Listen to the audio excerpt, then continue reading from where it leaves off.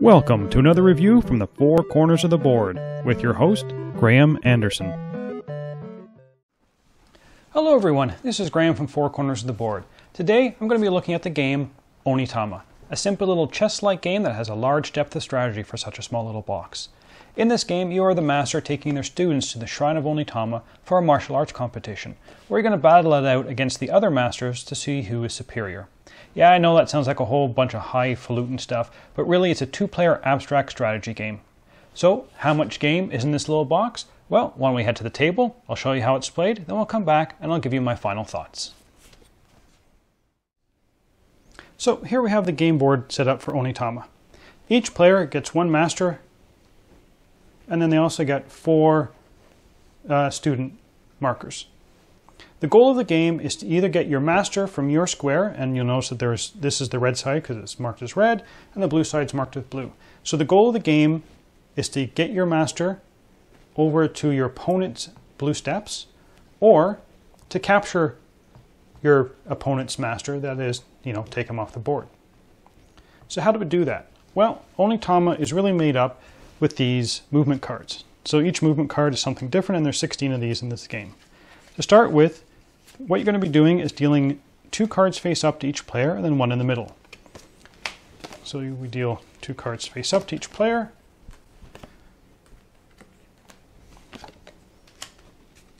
And then the rest of the cards you're not playing with can go back in the box. So these are the 5 movement cards that this game is going to be set up. So we look at the card that was dealt in the middle, and we look down here, and this shows blue, so that means blue player is going to go first. So blue player is going to look at their 2 cards.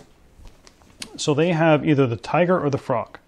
And what they're going to be doing is they're going to be looking at the black dots. The black dots, or the black squares, are the person you're going to be using. So whichever piece that you want, they are going to be in the black square, and the colored squares are where you can move the piece to.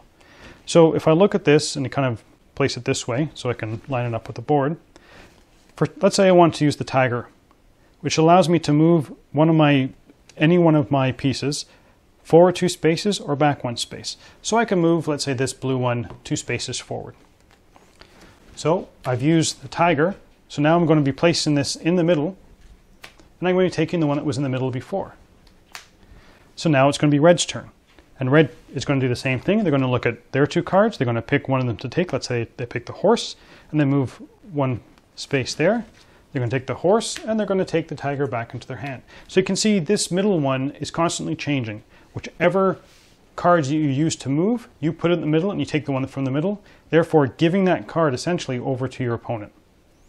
Now, let's say we go back to the red person's turn. And let's just say this is the board setup, and they want to use the crab. So the crab allows you to move one of your guys 1 step forward. So if they move this red one here 1 step forward, they're actually going to capture this blue person, and that blue person now actually comes off the board. So the blue player now has 1 person left.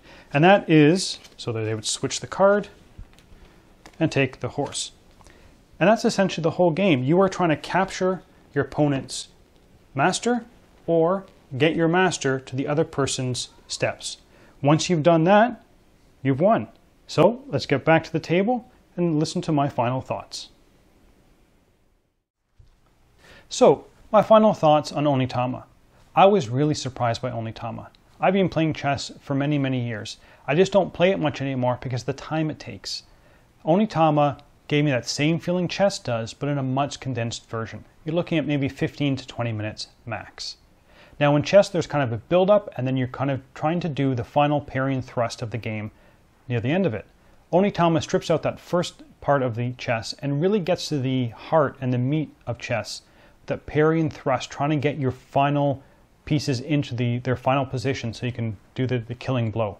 So Onitama is all about that final strike that is normally in chess as well. Now, my wife refers to this as chess condensed because it really felt like chess in a much condensed, much simpler version. The other thing I really liked about Onitama is there's no randomness in the game. Once you've dealt out the 5 movement cards, so 2 to each player and then 1 in the middle, there is no more randomness in the game. There's another game I have called the Duke, which also reminds me of chess, but it introduces some randomness depending on which tiles you're going to be pulling out of your bag. Onitama, no randomness. You know what your opponent has, they know what you have, and they know what card's in the middle. You dictate what card you're going to be giving to your opponent. So if there's a card that you have that you think is going to be good for you but more beneficial for your opponent, then you probably want to hold off on giving it out or using it yourself, so you have to exchange it, until you feel the opponent can't get as good a benefit as you're going to get. So it's all of this, I know what you have, you know what I have, everything's out in front of us, and who is going to play the game better. And that's what I like about Onitama. Onitama comes down to, if you lose the game, it's because your opponent played better. There's no randomness, there's nothing you can blame, they just played a better game. And for me, that's a mark of an excellent game.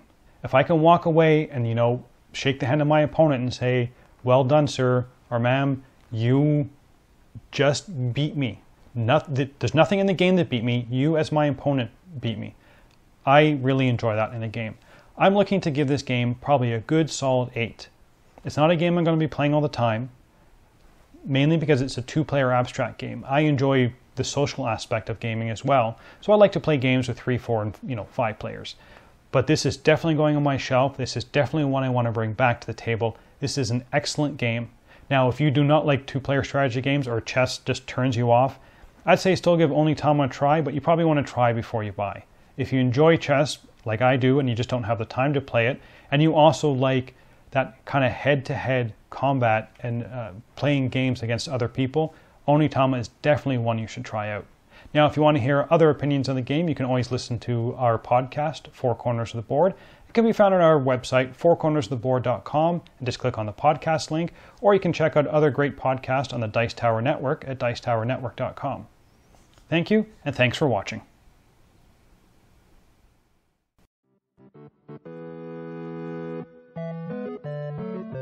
Thank you for watching a review from the Four Corners of the Board. Please follow us on social media or contact us directly through our email.